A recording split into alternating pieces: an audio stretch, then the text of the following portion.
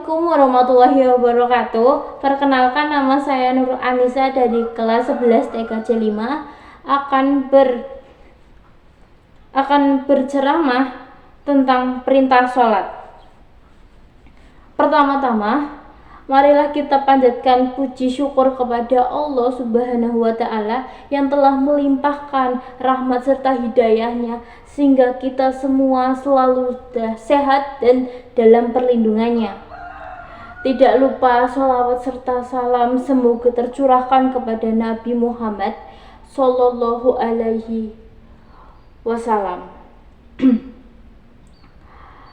Pada siang hari ini, izinkan saya untuk menyampaikan materi yang berkaitan dengan sholat.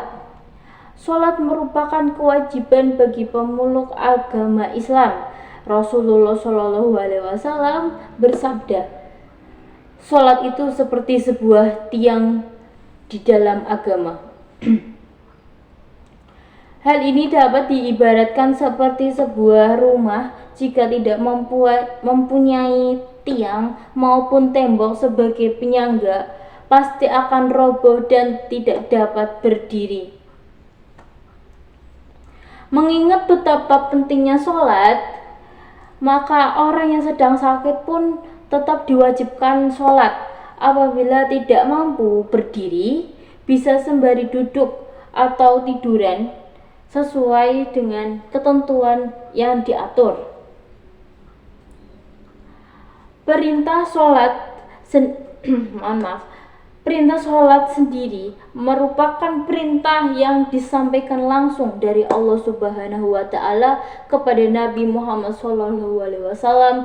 Hal ini seperti yang dituangkan dalam Al-Quran yang artinya, maka dirikanlah sholat, sesungguhnya sholat itu adalah kewajiban yang ditentukan waktunya atas orang-orang yang beriman. Quran Surat An-Nisa ayat 103. Sholat tidak hanya menjadi suatu kewajiban saja, melainkan juga sebagai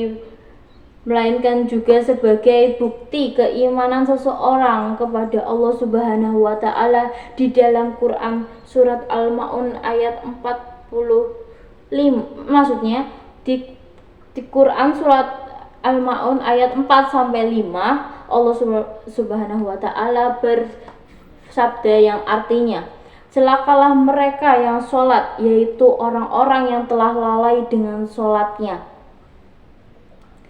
Orang-orang yang telah mengerjakan sholat maka akan celaka dan rugi.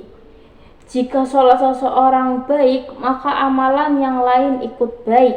Jika sholatnya buruk, maka amalannya juga ikut buruk. Sholat sebaiknya dilaksanakan tepat waktu, secara khusyuk saat kumandang azan terdengar. Bersegeralah datang ke masjid, namun untuk perempuan lebih diutamakan untuk di rumah. Sholat juga berfungsi mencegah perbuatan keji dan munkar.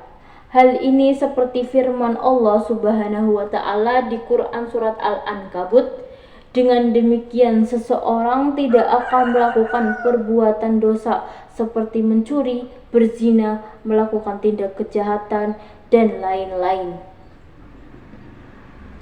Adapun dosa-dosa meninggalkan sholat fardu, itu hukumnya berdosa.